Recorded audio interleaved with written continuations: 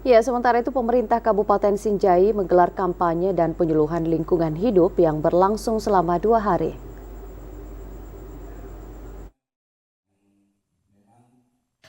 Kepala DLHK Sinjai Sofyan Sabirin menjelaskan kegiatan yang menyasar para pelaku usaha dan telah memiliki dokumen lingkungan ini bertujuan untuk meningkatkan kapasitas pelaku usaha dalam menyusun dan melaporkan dokumen rencana pengelolaan dan pemantauan lingkungan hidup atau RKL-RPL.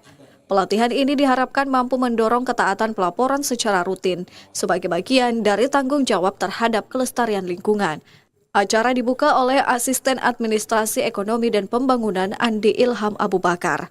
Ia menegaskan pelaporan RKL-RPL merupakan kewajiban hukum yang tidak boleh diabaikan, karena dapat berujung pada sanksi administratif hingga proses hukum.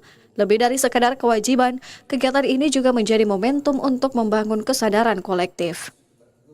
Ini agar memberikan pemahaman terkait kewajiban pemenuhan dokumen lingkungan atau persetujuan lingkungan dan juga memberikan pemahaman tata cara penyusunan laporan RKL dan Pemerintah Kabupaten Sinjai mengajak semua pihak terutama pelaku usaha untuk aktif dalam adaptasi dan mitigasi perubahan iklim.